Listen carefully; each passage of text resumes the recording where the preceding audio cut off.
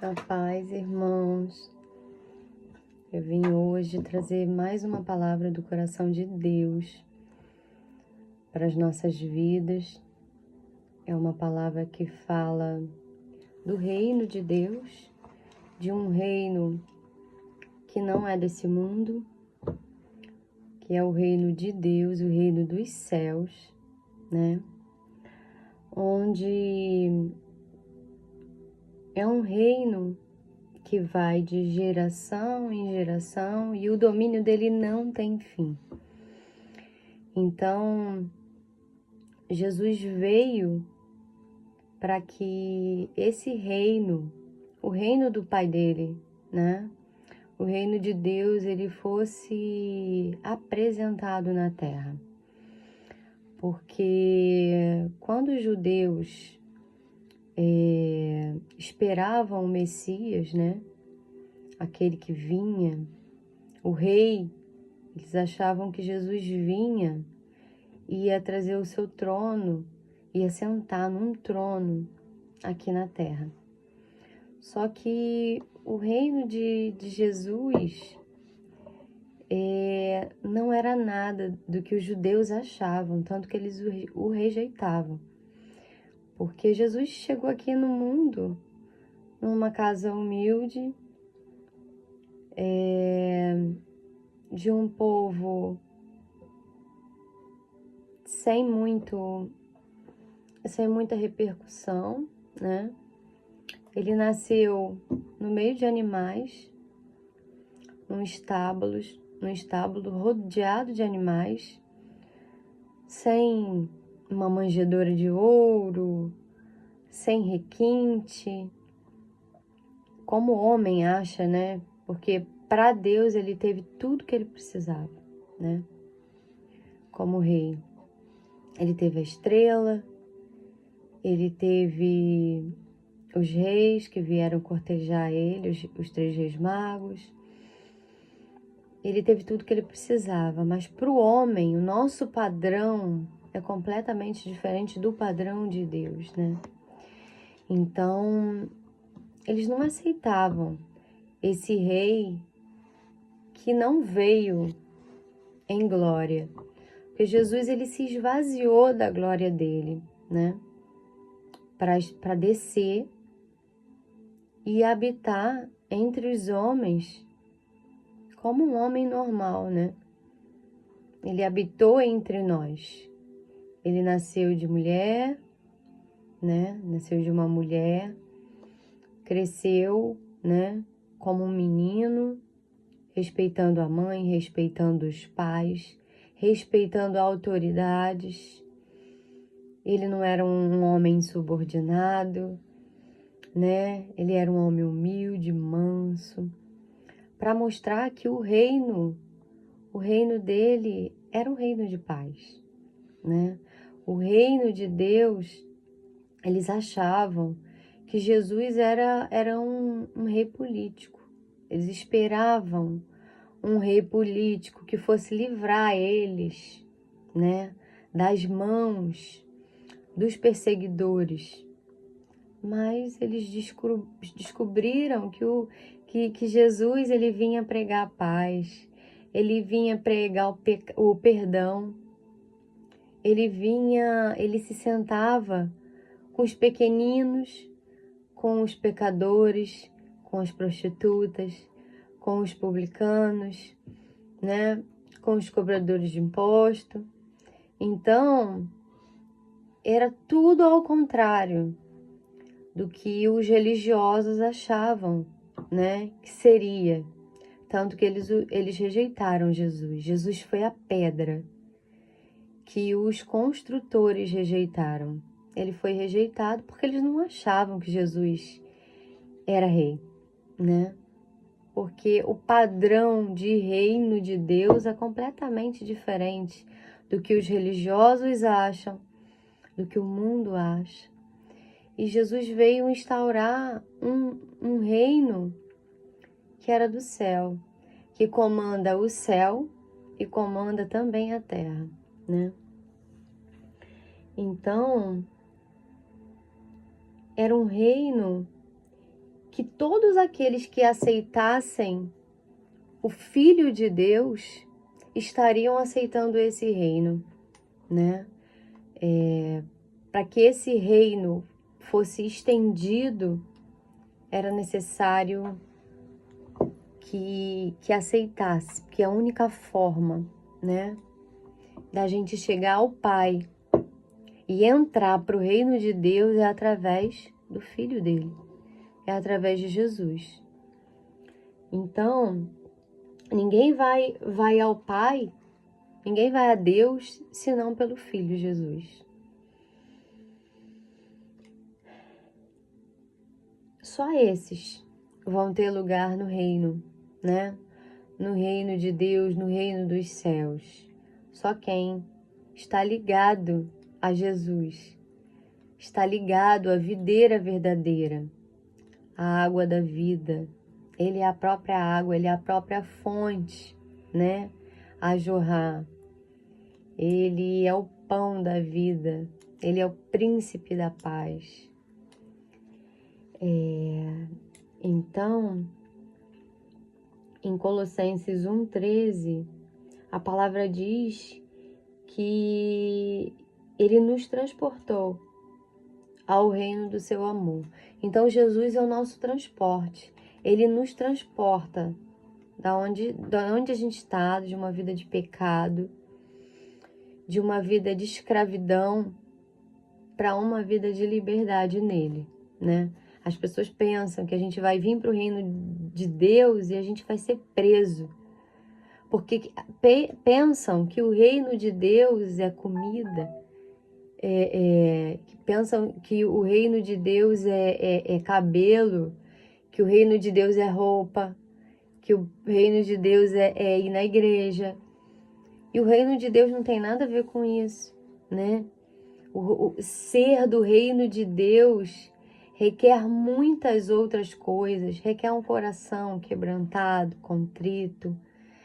Jesus fala que ele não rejeita um coração quebrantado e contrito. Ele fala para a samaritana que ele está em busca dos verdadeiros adoradores que o adoram em espírito e em verdade.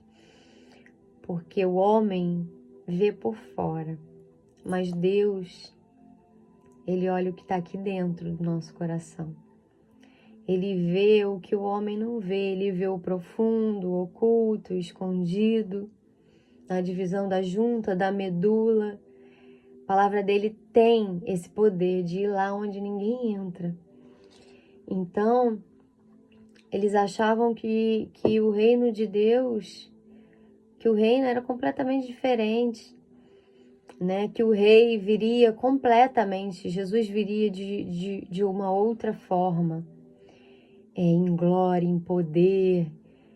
Mas Jesus veio humilde para nos ensinar que o reino dele é dos humildes, dos mansos, dos quebrantados, dos verdadeiros. Não dos sepulcros caiados, aqueles que estão brancos por fora, mas dentro estão podres. De falta de perdão, de soberba, de orgulho, de impiedade. E assim como Samuel, né, quando foi escolher o rei de Israel, ele ia escolher errado. E aí Deus falou para ele, não é esse, não é esse, não é esse. O homem olha o exterior, mas eu contemplo os corações, né? Deus vê o que está por dentro em nós. E assim nós somos escolhidos, eleitos, separados, povo comprado por um preço alto, um preço de sangue, né? E Jesus veio para anunciar esse reino, anunciar as boas novas do reino de Deus, anunciar a esperança, anunciar que existe um Cristo que pagou o preço pela salvação do mundo inteiro. Então, Jesus, ele vem e ele inaugura esse reino na terra, né? E ele pregava aos discípulos, aos publicanos, aos pecadores e a todos que o seguiam, que o reino de Deus estava próximo, que o reino de Deus estava próximo. Em Marcos 1 ele fala isso, Marcos 1,15.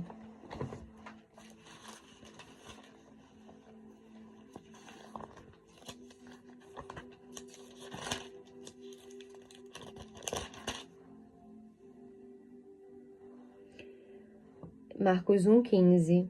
O tempo é chegado, ele dizia, o reino de Deus está próximo, arrependam-se e creiam nas boas novas. Então, o reino de Deus, ele estava sendo anunciado por Cristo, né? João, ele vinha anunciando, né, que Jesus anunciava Jesus, né, e pedia que o povo se arrependesse, arrependam-se, que é chegado o reino dos céus. E aqui Jesus fala a mesma coisa. O tempo é chegado, dizia ele, o reino de Deus está próximo, arrependam-se e creiam nas boas novas. Nas boas novas, nas boas notícias, na notícia que Jesus veio para salvar o mundo, né? Que através do Filho de Deus o mundo seria salvo. É o Cordeiro que foi preparado antes da fundação do mundo, antes do mundo ser criado, de Deus criar o mundo com Jesus, já existia, né? O Cordeiro já estava preparado antes da fundação do mundo. Então, e aí ele fala do arrependimento, né? É um reino que você tem que aceitar o Filho para você ter acesso ao Pai e você tem que se arrepender genuinamente dos seus pecados para entrar nesse reino, né? Para ser filho do Rei, para participar, para ser herdeiro, co-herdeiro em Cristo desse reino, né? Então ele falava de arrependimento, né?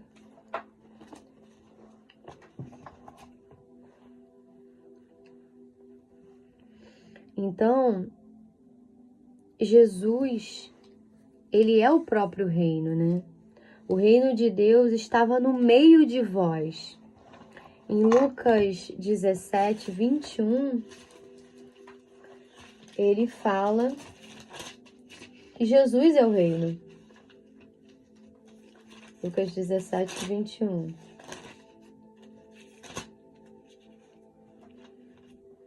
Aí ele fala: o reino de Deus não vem de modo visível, nem se dirá, aqui está ele, ou lá está, porque o reino de Deus está entre vocês.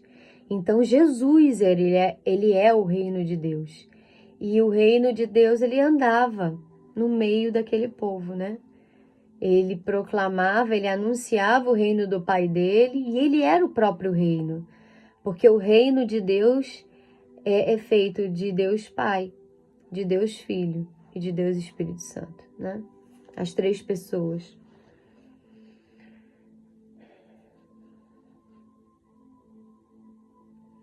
Então ele fala, certa vez, tendo sido interrogado pelos fariseus sobre quando viria o reino de Deus, Jesus respondeu: o reino de Deus não vem de modo visível. Então,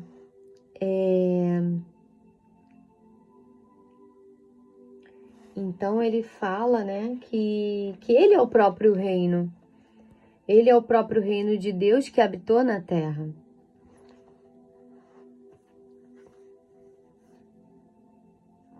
Jesus, ele propõe o reino, a missão de pregar as boas novas do reino de Deus. E aí Jesus começa a comissionar aqueles que anunciariam com ele as boas novas, a esperança né? Porque até então o povo vivia subjugado, né, pela política da época. Os judeus eram perseguidos demais.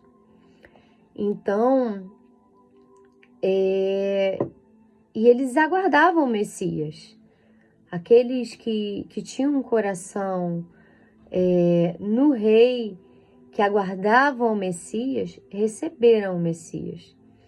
Agora, os religiosos, eles não aceitaram Jesus. Eles rejeitaram e crucificaram o rei, né? O rei, a pedra angular, a pedra de esquina, que os construtores rejeitaram. Então, Jesus foi o rejeitado, né? Nessa terra, ele veio trazer o reino do Pai dele, o reino dos céus, o reino que ele faz parte, e eles não acreditavam que ele era o rei. E ele vinha trazendo paz, arrependimento de pecado, ele vinha trazendo as boas novas, ele vinha trazendo um reino que não era momentâneo, nem passageiro, nem um estado, né? Nenhum estado, mas era um reino eterno. Era algo que não era de um momento, como um reinado na terra. Um momento, daqui a pouco ele passa, entra outro rei, entra outro presidente, entra outro governante. Não, o reino de Deus não tem fim. Ele não tem troca de governo, ele é um rei, ele é um reino eterno, estável, forte, né?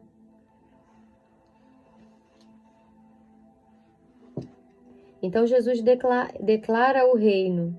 Jesus explicava o reino e convidava as pessoas para entrar nele. Em Lucas 8, Jesus explicava o reino.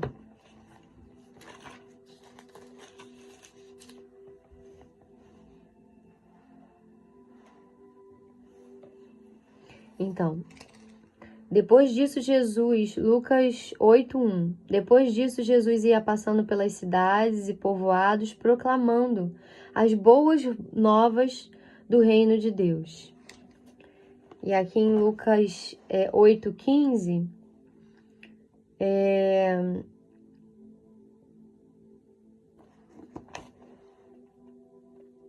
aí vem Lucas 9 primeiro.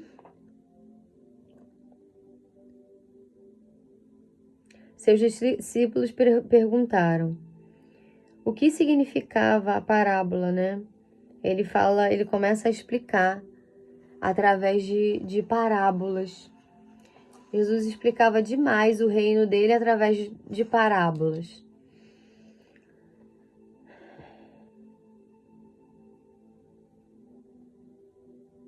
E no 10 ele fala assim, ele disse, a vocês foi dado conhecimento dos mistérios do reino de Deus, mas para outros eu falo por parábolas, para que, vendo, não vejam, e ouvindo, não entendam. Então, o reino de Deus, nem todos abrem o coração, porque Deus fala, né, que a gente precisa ser como uma criança para entrar no reino de Deus. Que a gente precisa ter um coração quebrantado e contrito. Que a gente precisa ser um verdadeiro adorador, que adora a Deus em espírito e em verdade. E tinham muitos lá que só vinham até Jesus para perseguir, para acusar Jesus, que eram os religiosos, os fariseus. Então, o conhecimento ficava retido. Mas para vocês que são discípulos de Jesus, ele dizia: a vocês foi dado conhecimento dos mistérios do reino de Deus, mas aos outros eu falo por parábolas. Então, quem é discípulo vai entender. Porque a nossa mente é desbloqueada para os mistérios de Deus, para que a gente possa entender os mistérios. Porque esses homens que se assentavam, eles vinham para criticar Jesus, para confrontar Jesus, para ver se Jesus caía em algum tipo de contradição. Porque eles eram homens perversos, homens ruins, homens que não entrariam no reino de Deus. Porque a porta do céu ela é estreita. Não adianta a gente ser bonito por fora e podre por dentro. A gente não vai entrar no reino de Deus, né? E tem uma palavra que fala que nós seríamos purificados, como a prata e como ouro. Seríamos colocados no fogo da aflição. Para quê? Para que saísse todas as nossas impurezas, todas as nossas maldades, todas as nossas mazelas e só ficasse aquilo que fosse bom. Por isso o povo de Deus passa por tanta aflição, porque nós passamos no fogo da aflição. Porque a porta do céu não sofreu reforma, ela continua sendo estreita. Né? Não é qualquer um. Aí aqui ele fala sobre a explicação da parábola do semeador. Que ele fala, né? Dos tipos de lugar que a semente caiu. E aqui ele dá a explicação no 11, no Lucas 8, capítulo 8, versículo 11. Este é o significado da parábola. A semente é a palavra de Deus. As que caíram na beira do caminho são os que ouvem. E então vem o diabo e tira a palavra do coração, para que não creiam e não sejam salvos. Eles ouvem. E então vem o diabo. O diabo vai lá e tira. Tira a palavra do coração. A palavra é a semente. A palavra é a semente. Ela é colocada na nossa terra, que é o nosso coração. Essas pessoas ouvem a palavra, mas o diabo vai lá e tira a palavra do coração.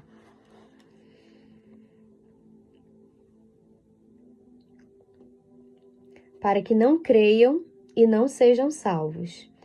As que caíram sobre as pedras são os que recebem a palavra com alegria quando ouvem, ficam alegres quando ouvem, mas não tem raiz.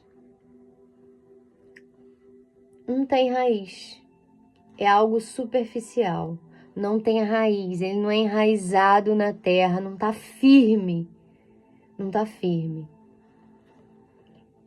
Então, creem durante algum tempo, mas desistem na hora da provação. Então, é aquele que crê durante um tempo, mas quando chega um momento ruim, rejeitam aquilo e perdem a salvação. As que caíram entre espinhos são os que ouvem, mas as que caíram entre os espinhos são os que ouvem, mas ao seguirem seu caminho, são sufocados pelas preocupações, pelas riquezas, pelos prazeres da vida e não amadurecem. Então, tem essas outras pessoas, são as que caem no espinho. Elas ouvem, mas seguem o seu caminho. Qual é o caminho que a gente precisa seguir? O caminho que é Jesus. Ele vai nos levar até Deus. Ele é o caminho, a verdade e ele é a vida. E essas pessoas, elas ouvem, mas elas querem seguir o seu próprio caminho, o seu próprio coração. E a Bíblia diz que o coração do homem é enganoso, que a gente não deve se estribar no nosso próprio conhecimento, no nosso próprio coração, mas meditar na palavra dia e noite. Então essas pessoas, elas ouvem, mas elas querem seguir os seus próprios caminhos. E aí o que acontece? Eles são sufocados por preocupações, pelas riquezas, pelos prazeres da vida. E eles não amadurecem. Mas os que caem em terra boa são os que, com um coração bom e generoso, foi aquilo que eu falei anteriormente, são aqueles quebrantados, de coração contrito, aqueles que são os verdadeiros adoradores, que o adoram em espírito e em verdade, aqueles que têm um coração como de criança, são esses. Que têm um coração bom e generoso. Ouvem a palavra, retém, segura. E dão fruto. Se não der fruto, não adianta. Não tá ligado. Aquele que não dá fruto, Jesus corta. Quando tá ligado a Jesus, ele só poda, ele poda para a gente ficar mais forte e dar muito fruto por estar ligado à videira verdadeira. Agora, aqueles que não dão fruto para o reino, Jesus vai e corta. Como a figueira que não dava fruto. Jesus passou lá, amaldiçoou e cortou ela. Então, essas pessoas que ouvem e têm um coração bom e generoso, retém a palavra, segura no coração, dão fruto com perseverança. Porque a gente conhece a árvore através dos frutos que ela vai dar, né? Na vida, o testemunho de vida, como ela age com as pessoas, tudo isso, se ela faz discípulo, se ela anuncia que Jesus está voltando, se ela anuncia as boas novas, se ela faz discípulo, se ela ensina, se ela é cooperador na obra de Cristo. Isso são evidências de que aquela pessoa realmente ela está dando fruto para o reino, né? Frutos que são agradáveis a Deus.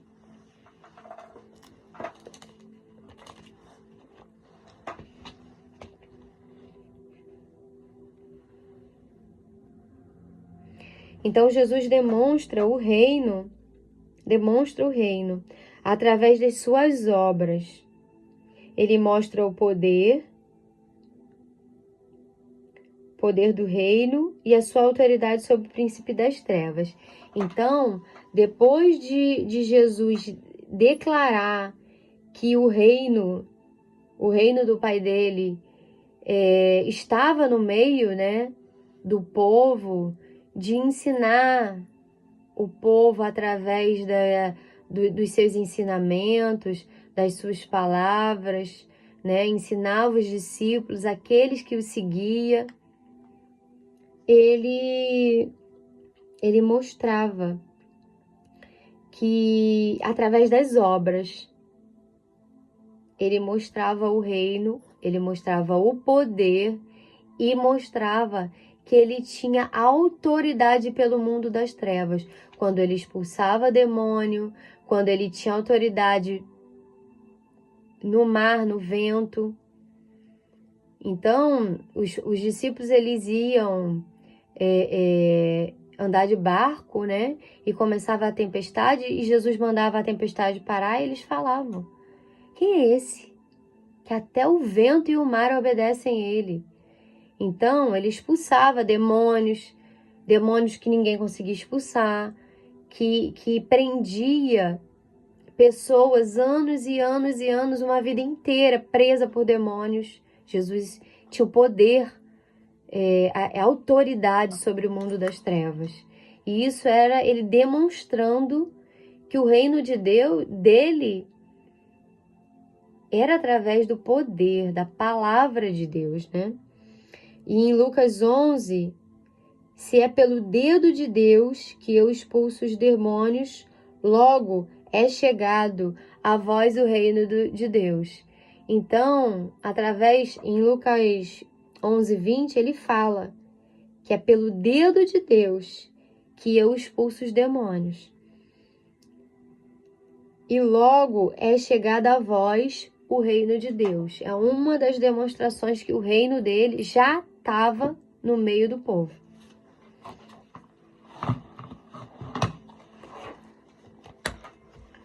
Jesus implanta o reino. Jesus e seus seguidores seriam embaixadores do reino de Deus para ser anunciado. Então, eles iam anunciar o reino. Está em Lucas 10, 9. Aquele que Jesus liberta do mundo das trevas, ele passa a ser um embaixador do reino de Deus. Ele primeiro vai dar o seu testemunho do que Jesus fez na vida dele, né? E a partir desse momento, essas pessoas que Jesus salvou e que entrou para o reino de Deus, eles, a partir desse momento, eles passam a ser embaixadores que anunciam o reino de Deus na terra. Então, isso é algo que a gente precisa entender.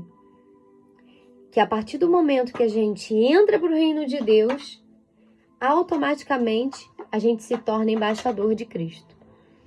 Embaixador de anunciar as boas novas do Evangelho. Anunciar a esperança. Anunciar o reino eterno. Anunciar que existe vida depois desse mundo. O reino de Deus começa aqui, quando a gente aceita Jesus, mas ele jorra lá na eternidade, né? Então, depois vem a transformação do reino.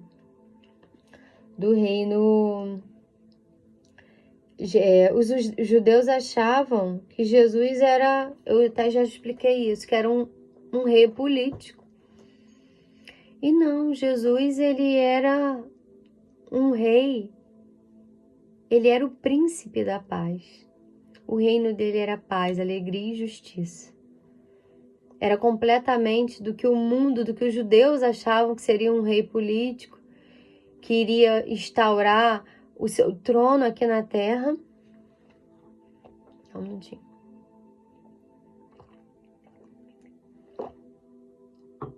Que instaurar o trono aqui e ia ser um rei político. Mas aí Jesus vem falando de um reino de paz, de humildade, de bondade, de justiça, de alegria. Então, a maioria não aceitou, rejeitou, né? E aí Jesus fala em João 18, 36, o meu reino não é desse mundo. O meu reino não é daqui. Em João 6, 15 também, né? O meu reino não é daqui. O meu reino é do céu. O meu reino o meu Pai comanda todos os povos no mundo, todas as nações. Esse reino eu governo e tenho um mundo inteiro sobre os meus ombros, né? É um reino que governa céu e governa terra. Porque muitos pensam que podem fazer algo aqui no mundo sem que tenha a intervenção de Deus, né? A qualquer momento que Deus quiser, Ele dá uma ordem e tudo é mudado, tudo é transformado, tudo que acontece é porque tem autorização do céu. Primeiro é autorizado no céu, para que qualquer coisa aconteça na terra.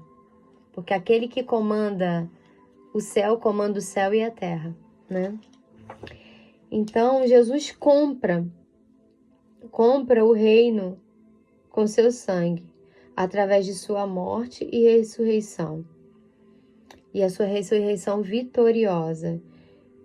Jesus remiu o reino, nos resgatou do império da treva para sua maravilhosa luz.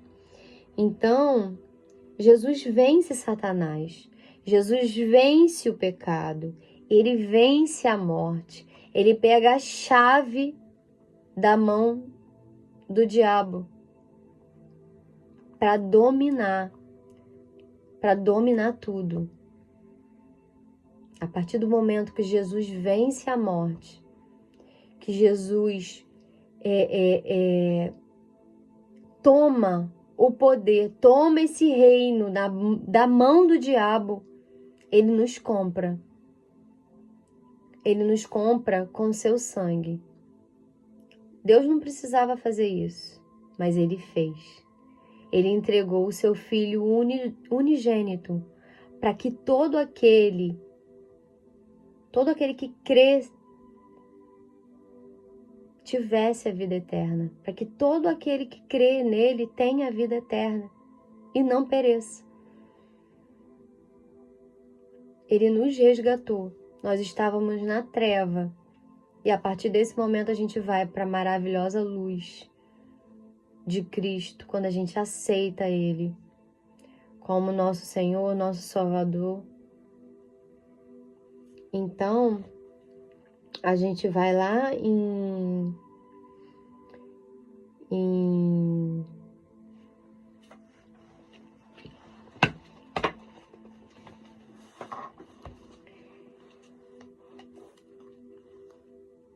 Colossenses 2,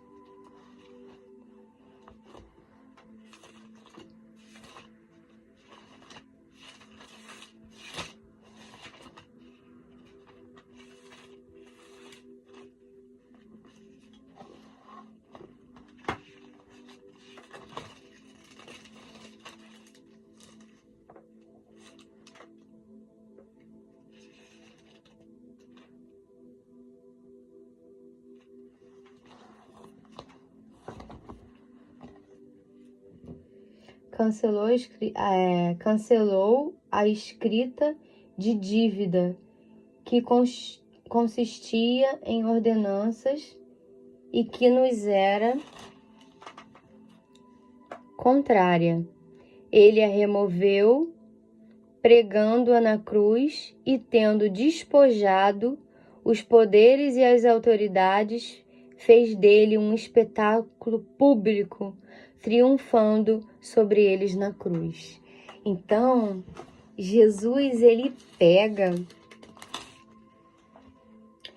ele nos perdoou de todas as transgressões. Eu vou ler assim, do 13, vocês estavam mortos em pecados e na circuncisão da carne, Deus os vivificou com Cristo. Ele nos perdoou todas as transgressões e cancelou a escrita de dívida que consistia em ordenanças e que nos era contrária, e ele removeu, pregando-a na cruz e tendo despojado os poderes e as autoridades, ele fez um espetáculo público, triunfando sobre eles na cruz. Então, qualquer ato religioso, qualquer letra, qualquer escritura, Jesus, a dívida, né? A dívida foi paga, foi cancelado. Aquilo que a gente tinha, todo o pecado que a gente tinha foi cancelado, foi destruído. E ele pregou, ele a removeu. Ele pregou na cruz e, tendo despojado os poderes e as autoridades, fez dele um espetáculo público, triunfando sobre ele na cruz. Então,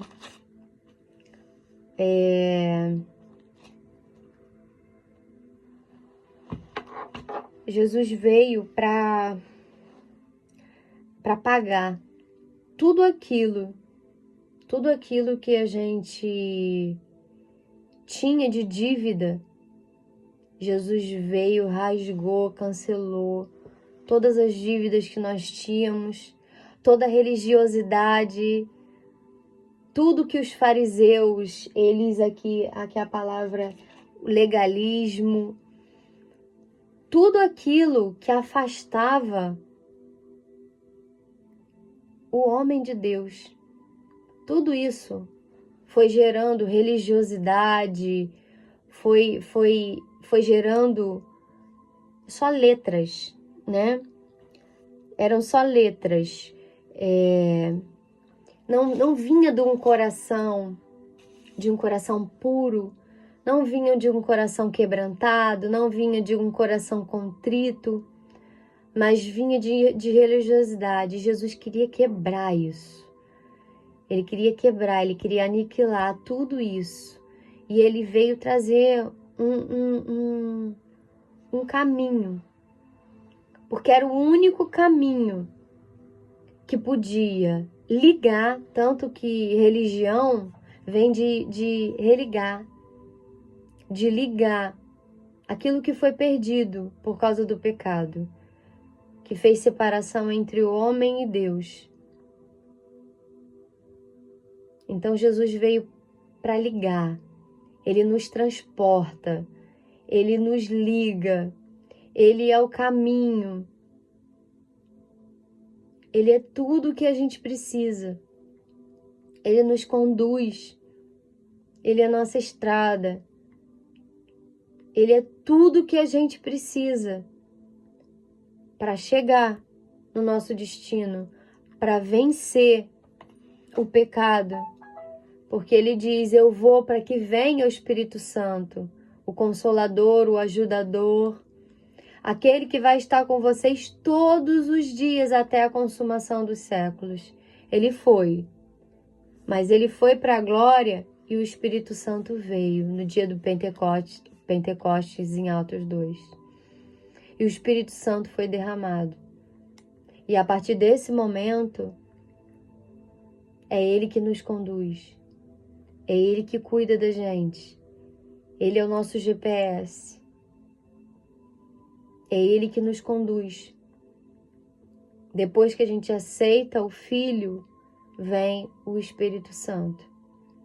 E ele vai estar todos os dias com a gente, participando desse reino, até a consumação dos séculos. E aí depois, ele fala em Mateus 28, 18, sobre o reino, né? Sobre fazer discípulos.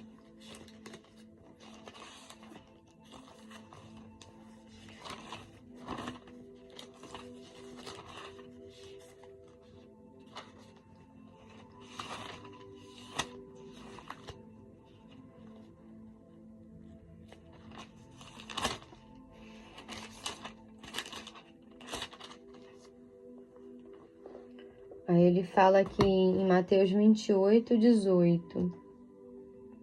Então Jesus aproximou-se dele e disse, foi-me dada toda a autoridade nos céus e na terra. Portanto, vão, façam discípulos de todas as nações, batizando-os em nome do Pai, do Filho e do Espírito Santo, e ensinando-os a obedecer a tudo o que eu lhes ordenei. E eu estarei sempre com vocês até o fim dos tempos. Então, Jesus, ele encontra, né, com os discípulos depois da ressurreição, e aí ele vai indicar a grande comissão. Ele vai chamar o povo, né? O povo que ele discipulou, que ele ensinou, que ele cuidou durante os 3 anos dele de ministério na terra. Ele vai mostrar que foi dada a autoridade nos céus e na terra. Foi dada a autoridade, portanto, vão e façam discípulos. A partir do momento que a gente recebe Jesus, a gente faz parte desse reino, e porque a gente faz parte desse reino, a gente tem que dar fruto e perseverar. E como é que a gente dá fruto? Fazendo discípulos. Nós somos discípulos de Jesus. Tem alguém que nos trouxe para o reino de Deus. Alguém falou de Jesus para nós. E por isso nós estamos aqui. Então a gente tem que dar continuidade. Eu aceitei através de uma pessoa, e aí eu tenho que levar esse reino de Deus para outras pessoas que estão em treva, que estão sofrendo, que estão sem esperança, que estão com cinzas na cabeça, com vestes de lamento, estão tristes, estão sem esperança. Eu tenho que anunciar o Evangelho, eu tenho que anunciar as boas novas, né? Que é o evangelismo, e mostrar para essas pessoas o reino de Deus, o reino que a gente foi inserido como filhos e filhas de Deus, no Rei, que é o nosso Pai. E aí Jesus nos fala: vão e façam discípulos. Aonde? De todas as nações, batizando em nome do Pai, do Filho e do Espírito Santo e ensinando a obedecer. Porque não adianta a gente aceitar Jesus e não obedecer. Entra lá na parábola do semeador. As preocupações, as riquezas, a desobediência, o querer trilhar o seu próprio caminho. Não obedece. E quem não obedece é amaldiçoado. Só existe 2 caminhos: Jesus ou o caminho de morte. Ou você é filho da obediência, ou você é filho da treva. Filhos da desobediência, filhos da rebeldia. Então, só tem 2 caminhos: ou caminho de vida ou caminho de morte. Então, ensina os discípulos a obedecer. Por isso a gente frisa tanto no discipulado, tanto em andar como Jesus, não é como eu andei, mas como Jesus andou. Ele é o nosso parâmetro, é nele que a gente quer chegar, na estatura do varão perfeito. A gente vai ser perfeito? Não, mas a gente sabe qual é o padrão. Quais são os princípios do reino de Deus? Jesus é o nosso padrão de humildade, de obediência. Jesus foi obediente até a morte e morte de cruz. E ele só fazia aquilo que ele viu o pai dele fazendo. Então, aqui fala para a gente batizar, ensinar a obedecer tudo o que eu lhes ordenei. E eu estarei com vocês até o fim dos tempos. Então, é isso, irmãos. É isso. Há uma grande comissão onde todos aqueles que aceitaram a Cristo estão escalados, comissionados para essa grande obra de anunciar o Evangelho, de anunciar a salvação, de anunciar que existe um rei, que existe um reino que não é dessa terra, é um reino que é do céu. Esse reino está disponível a todo aquele que crê em Cristo, que se arrepende. A partir desse momento, essa pessoa recebe o Espírito Santo, vai anunciar as boas novas, vai fazer discípulo, vai dar muito fruto porque está ligado à videira verdadeira que é Jesus, vai fazer discípulo de todas as nações, vai ensinar eles a obedecer tudo que Jesus deixou para a gente. Todo o legado que ele deixou para a gente seguir de obediência, de retidão. tudo aquilo que ele deixou para o povo dele fazer na terra. Então é isso, meus irmãos. E a última parte é a segunda volta de Cristo. Ele retornará triunfante. Em Apocalipse 19:16. Ele é o Rei dos Reis e o Senhor dos Senhores.